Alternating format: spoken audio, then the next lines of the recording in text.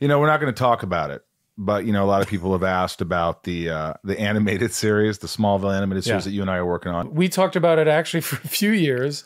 And we were always talking about how cool it would be at conventions, and then we were like, you know, this, you know, and finally now it's coming to fruition. Yeah. These videos are not for children. If you're a children, then piss off. Hey there, it's me, your least favorite YouTuber, Infuso. And at the beginning of this month, I talked about the day Smallville died. But today, I'm here to talk to you about the day Smallville lived. Again. If you somehow didn't already know, Smallville was a show that depicted the life and times of a young Clark Kent, showing him learning how to be the great symbol of hope that we all know him to be. It was very much a pre-Superman Superman story, and it was good. Like, really good.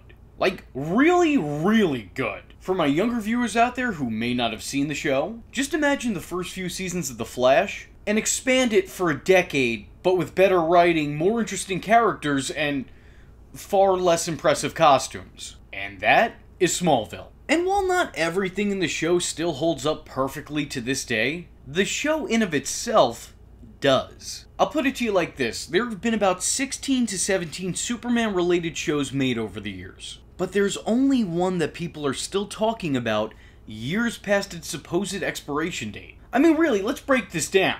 People in the 90s loved Lois and Clark, but they left it behind in the 90s. You had that Superboy show that a lot of people liked, but when it was done, it was done. And I don't think that we're going to be seeing the new Adventures of Superman anytime soon. Call me pessimistic, but it just doesn't seem like it's in the cards. Smallville is the only Superman show that is still to this day being expanded upon. There's probably a reason for that. And that's why in 2022, the year of our pseudo-lord Superman, a Smallville sequel is actually in the works. Both Tom Welling, the actor who played Clark Kent, and Michael Rosenbaum, the actor who played Lex Luthor, have not just confirmed their involvement with the show, but have emphasized their excitement in the show. Now, outside our very own Superman and Lex Luthor, it's unknown who will be attached to the project. But both actors have spoken out and said that ideally they'd like to have everyone back. Well, almost everyone. I want to be Clark's voice. I want Erica to be Lois's. Like, that's going to be the fun of it. Kristen, like even Sam Jones and Lionel Luthor is going to be a big part of that. And John Glover wants to do it. It might be tough to get Allison. You know, I mean, it's 2022. There's no saying that she definitely won't be in the show. I mean, they have Zoom in prison, don't they? I think it'll be really interesting watching the cast of Smallville enter the world of animation. And I do think it's a solid way of keeping the legacy alive while also continuing to build on a series that already had a pretty solid foundation. Within a full decade, Smallville has given viewers alternate versions of some of Soup's greatest friends and foes. And they did all of that before he even became Superman. So despite all the show has done, there's still a whole lot more to do. I mean, technically speaking, the show ended where the real story is supposed to start. So despite all of the development that they've gotten within that decade, there's still a lot of room for growth. In terms of this universe, the story stopped the second that Clark put on the spandex. A lot has been done, but there's still a whole lot left to do. Though saying that, I do have some questions as to where this will fit in overall continuity. Because there kinda is already an established canon. The show's final episode sees Clark finally don the cape and tights. And then when we see him again, it's about a decade later in the Crisis on Infinite Earths event, where he is no longer the Man of Tomorrow, he's just the man of every day. We've literally missed the entire Superman part of this Superman story. At this point, in terms of the Superman Smallville timeline, we got the beginning, and we got the end. But there's never been a fully established middle, so to speak. We're literally missing the entire Superman part of this Superman story. So what I'm trying to say is that creatively speaking, there's a lot of room to create story between becoming Superman and giving up being Superman.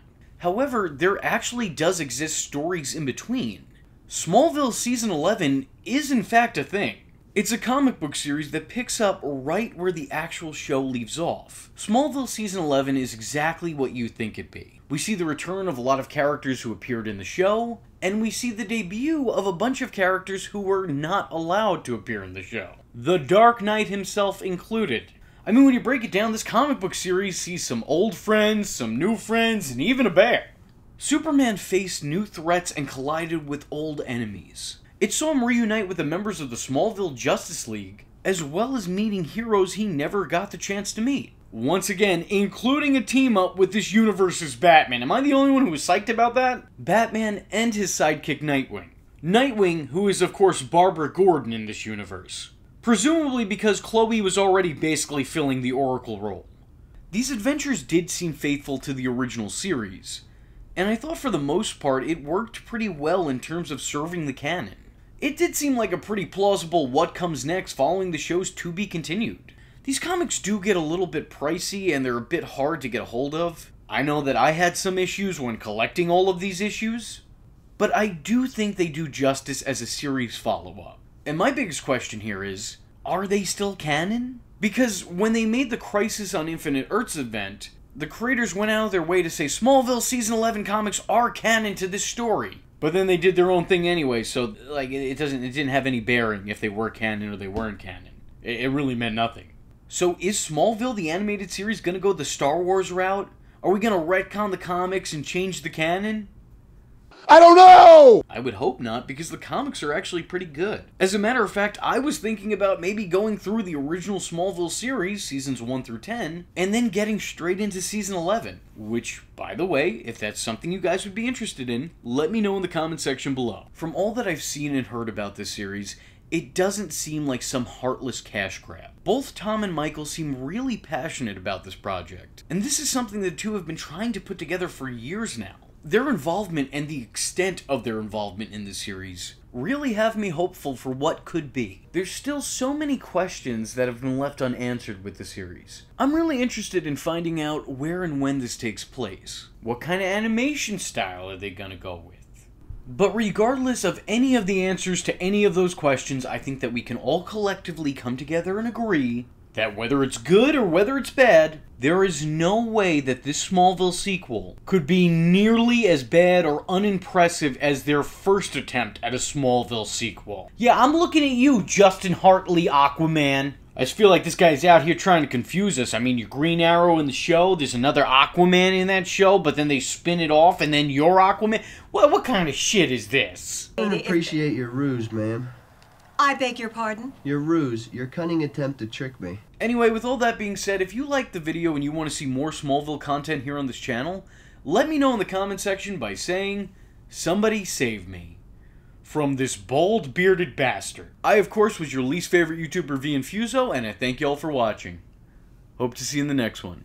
I am vengeance. I am the night, and that was Infuso.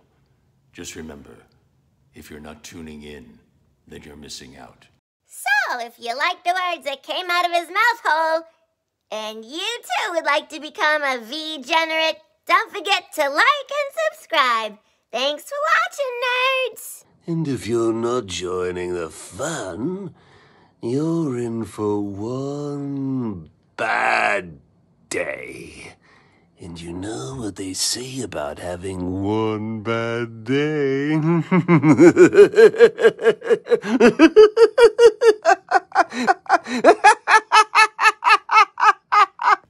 Catch him next time.